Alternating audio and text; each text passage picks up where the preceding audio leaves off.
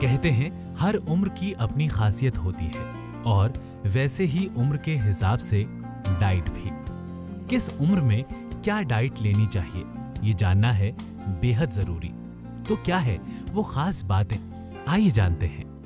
आज हम बात करेंगे कि अलग अलग उम्र पे बच्चों को क्या देना चाहिए और उनके पोषण के लिए क्या ज़रूरी है। तो सबसे पहले हम शुरुआत करते हैं कि जब बच्चा पैदा होता है तो कुछ महीनों तक यानी कि 6 महीने तक उसे माँ का दूध की ज़रूरत होती है और उसका कारण है कि उसके अंदर वो सारी चीज़ें मौजूद है जो एक छोटे बच्चे को रिक्वायर्ड है।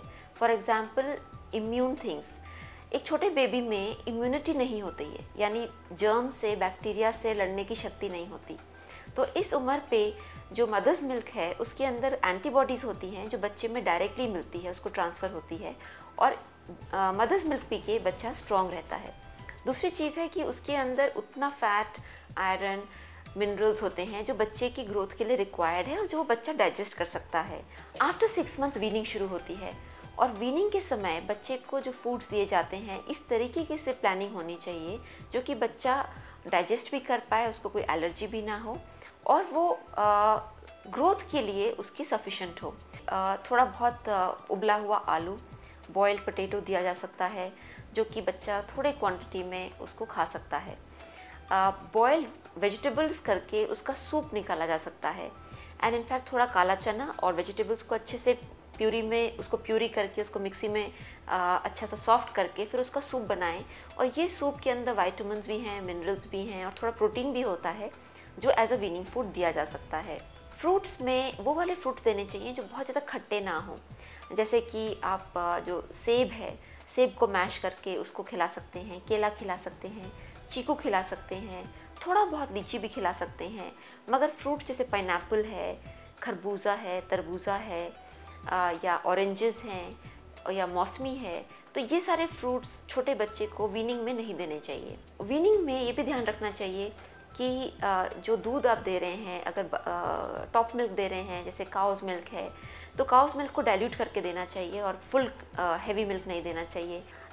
वीनिंग के बाद जब बच्चा 1 साल का हो जाता है, 1 से लेके 2.5 वर्ष तक बच्चे का जो मानसिक विकास होना शुरू होता है, यानी ब्रेन डेवलपमेंट उसकी बहुत तेज़ी से बढ़नी शुरू होती है और इस समय जो भी वो ऑयल खाए वो नेचुरल ऑयल होना चाहिए। यानी 1 साल से लेके 2.5 साल तक बच्चों को जंक फूड बिल्कुल भी नहीं देना चाहिए।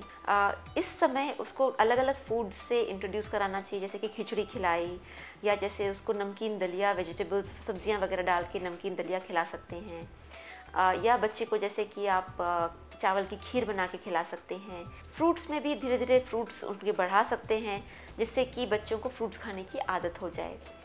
जहाँ तक चीनी और नमक है, 1 से 2.5 वर्ष तक बहुत ज़्यादा चीनी या बहुत ज़्यादा नमक बिल्कुल नहीं देना चाहिए, क्योंकि ज़्यादा चीनी देने से बच्चा इरिटेबल हो जाता है, चिड़चिड़ा हो जाता है और बच्चे में इन्फेक्शन होने की ज़्यादा चांसेस होते हैं। आफ्टर जब बच्चा स्कूल गोइंग के टाइम पे बहुत ज़रूरी है कि जो बच्चे को इस तरह के फूड्स दें जो टिफ़िन में ख़राब ना हो।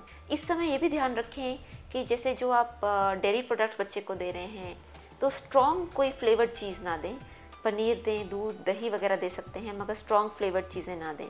बच्चा जितना variety of fruits and vegetables खाएगा उतना उसका ज़्यादा चांस है कि वो आगे उम्र में एडल्टहुड में उन चीज़ों को पसंद करेगा। तो अगर माँ इन सारी चीज़ों पे ध्यान रखें तो वो देखेंगे कि उनके बच्चे कम बीमार पड़ रहे हैं और ज़्यादा तंदुरुस्त हैं, हेल्दी हैं और ओवरवेट बच्चे नहीं हैं।